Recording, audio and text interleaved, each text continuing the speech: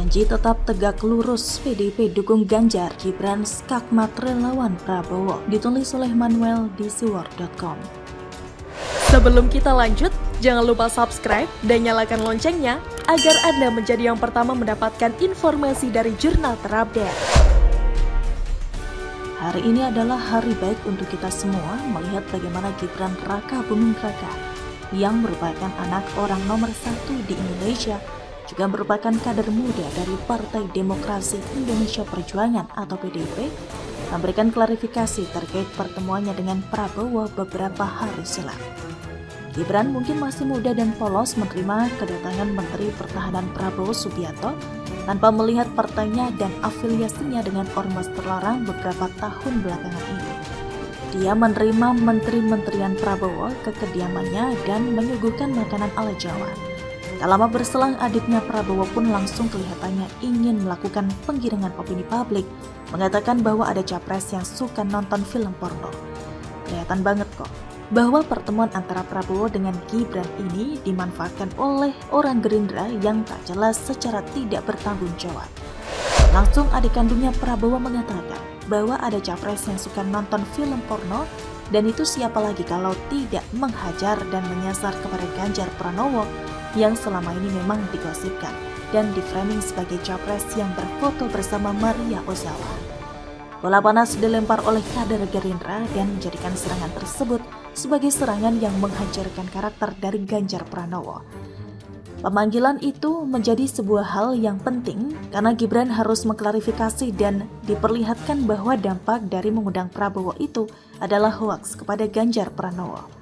Sangat mungkin terjadi sebuah penggiringan opini bahwa Prabowo itu didukung oleh Jokowi, padahal nyata-nyatanya Jokowi dukung Ganjar Pranowo. Presiden Joko Widodo juga adalah orang yang setia kepada NKRI lewat amanat partai yang menjadi sebuah tonggak dari demokrasi. Pilar dari demokrasi adalah partai dan secara khusus partai PDIP. Saya bukan kader PDIP, tapi saya melihat bagaimana Ganjar Pranowo, Jokowi, Gibran adalah kader yang harus diberikan pemahaman dan terus-menerus menjadi inspirasi soal persatuan dan kesatuan Indonesia. Tidak mungkin Gibran mendukung penculik dan pelanggar hak asasi manusia. Tidak mungkin juga Gibran mendukung orang yang mempermainkan politik identitas di Indonesia sampai menghancurkan persatuan dan kesatuan dengan kubu yang ada saat ini. Tidak mungkin Gibran menjadi orang yang lupa akan sejarah kelam 1998, karena saat itu saya yakin dia sudah berusia cukup dewasa untuk memahami keadaan yang begitu mengerikan. Mungkin Gibran beberapa tahun di bawah saya, tapi setidaknya memori akan 1998 itu pasti melekat di memorinya Gibran sebagai memori kolektif, sebagai elemen bangsa, sebagai kader Partai Demokrasi Indonesia Perjuangan. Dia juga seharusnya diajarkan kuliah politik mengenai betapa kelamnya Mei 1998 itu dan dampaknya kepada bangsa Indonesia. Pelecehan seksual, pembakaran dan pemerkosaan dengan dalih bukan pribumi juga terulang di tahun 2016-2017 silam. Mungkin secara korban tidak ada tercatat di tahun 2016-2017, namun kebencian itu membuat rasa trauma yang mendalam bagi korban yang masih survive sampai hari ini. Maka dengan demikian kita tahu bahwa Gibran tidak mungkin tidak tegak lurus dengan Partai Demokrasi Indonesia Perjuangan. Dia tidak mungkin mendukung orang yang memiliki barisan yang berisi orang-orang yang tidak bertanggung jawab dalam menyebarkan fitnah Ganjar Pranowo suka nonton film porno. Inilah yang saya katakan sebagai loyalitas yang logis. Ganjar Pranowo adalah sosok yang tentu akan dimenangkan oleh Gibran Raka Buming Raka, karena Ganjar adalah sosok satu-satunya yang jauh dari pelanggaran HAM dari 1998 sampai 2016-2017. Terima kasih Bapak Hasto yang merupakan Sekretaris Jenderal Partai Demokrasi Indonesia Perjuangan dalam memberikan panggilan klarifikasi kepada Gibran, dan Bapak Watubun sebagai anggota Dewan Kehormatan. Memang sudah waktunya negara ini harus lanjut terus berlari di dalam melakukan pembangunan sumber daya alam dan sumber daya manusia oleh Ganjar Pranowo yang merupakan Presiden Republik Indonesia 2024 silam. Sudah jelas dukungan Ganjar didapatkan dari Gibran Raka Buming Raka. Artinya pendukungnya Gibran sudah boleh kembali ke pangkuan Ibu Pertiwi, yakni kepada amanat Pancasila yang satu-satunya diwakilkan oleh Ganjar Pranowo. Bagaimana menurut Anda? Ngakak, Anies tanpa sadar akui kalau dirinya lebih jago ngebacot daripada bekerja. Ditulis oleh Ferry Patli di siwar.com. Sebelum kita lanjut, jangan lupa subscribe dan nyalakan loncengnya agar Anda menjadi yang pertama mendapatkan informasi dari jurnal terupdate. Banyak yang menyangka Presiden Jokowi takut sama pencapresan Anies. Itulah kenapa orang nomor 1 di Indonesia itu dikatakan benci sama Surya Paloh. Karena Om Brewok mencalonkan ex-gubernur DKI tersebut sebagai capres 2024. Padahal faktanya tidak demikian. Karena coba kita tanyakan kepada rumput yang bergoyang, untuk apa sih Jokowi takut Anies jadi capres? Gak ada alasannya sama sekali. Uang elektabilitas Anies juga rendah kok. Yang jadi pendukungnya juga hanya Kadrun, FPI, partai kecil, PKS, Nasdem, dan Partai Demokrat, serta pencapaiannya tidak ada yang bisa dibanggakan selain JIS. Dikit-dikit yang dipamerkan oleh Anies, stadion yang tidak sesuai standar FIFA itu. Pertanyaannya, kenapa demikian? Karena itulah satu-satunya hasil kerjanya yang bisa dia perlihatkan ke publik.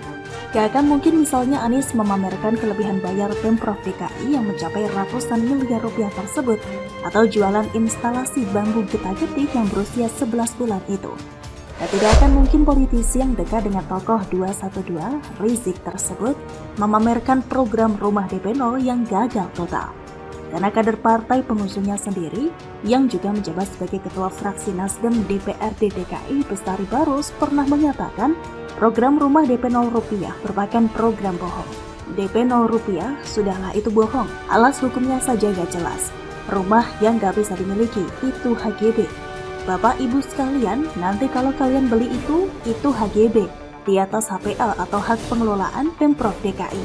Artinya tanah dan bangunannya hanya bisa dimiliki temporer 1 kali perpanjangan, habis itu keluar. Maka rumah tapak itu tidak ada. Rumah tapak itu di awang-awang. Ujar anak buah Surya Paloh tersebut dengan nada tegas. Justru yang orang tahu dari Anies ini bukan prestasinya, tapi ngebacotnya yang gak ketolongan. Segede-gedenya bacot Musni Umar dan Novel Bamukmin, masih lebih gede bacot Wan Anies. Nah, baru-baru ini ia sendiri yang mengakui kalau dirinya memang jago ngebacot. Jadi pada Sabtu 20 Mei 2023 kemarin, Anies hadir di acara Milad PKS. Karena dirinya diusung oleh partai tersebut sebagai capres, maka dia pun diberi panggung untuk menyampaikan pidato. Disitulah Anies mengatakan dia siap adu bacot dengan capres lainnya. Hanya saja karena kata bacot itu rada kasar, maka ia ganti dengan kata gagasan. Gagasan yang tidak terwujud, itulah bacot namanya. Seperti naturalisasi sungai, tidak berhenti sampai di situ, Anies juga mengatakan kalau dirinya lari keliling Indonesia pasti akan kalah. Tapi kalau adu kata-kata, dia akan menang. Artinya apa? Kalau dia jadi presiden nanti, sudah bisa dipastikan orang ini akan lebih banyak ngomong daripada bekerja. Kemudian, Wan Anies juga tidak akan keliling Indonesia mengawasi proses pembangunan serta mendengarkan keluh kesah masyarakat seperti yang dilakukan oleh Jokowi. Dia akan lebih banyak duduk santai di istana sambil menunggu laporan anak buah. Di samping menyiapkan kata-kata atau bacot untuk disampaikan kepada wartawan. Tidak lupa pula ia menyiapkan bahan untuk ngeles kalau ada program kerja yang gagal total seperti rumah DP 0. Inilah ciri khas politisi elitis, bukan rakyat. Nafsu berkuasanya gede, tapi OGOC alias ogah kerja, ogah capek. Lantas kalau Anies gabau keliling Indonesia, siapa yang akan melakukan hal itu? Para pendukungnya lah. Seperti Musni Umar yang potensial jadi Menteri Pendidikan, orang ini yang akan datang ke sekolah-sekolah memantau proses belajar mengajar di sana. Kemudian ada Gais Khalifa yang berpotensi jadi Menteri BUMN. Si botak yang dijuluki Tuyul Ancol ini yang akan menyeleksi siapa saja yang akan duduk di kursi direksi BUMN. Dan ada Novel Bamukmin, si Menteri Agama Kabinet Anies, yang akan keliling Indonesia memastikan rumah makan tidak buka di bulan puasa bersama para laskar FPI. Sementara Dr. Tifa, Eko Koy, Bahrum Ahmadi, Panca Gagap, dan lain-lain masih setia main Twitter untuk mengharumkan nama mantan Menteri Pejabat itu di medsos. Terakhir apa yang terjadi? Kembali ke zaman jahiliyah. Pembangunan infrastruktur banyak yang mangkrak seperti Wisma Atlet Hambalang. Serta kader partai penguasa, orang-orang berwatak rakus seperti Johnny G. Plate dan Lutfi Hasan Ishak. Pesta pura melakukan korupsi. Bagaimana menurut Anda?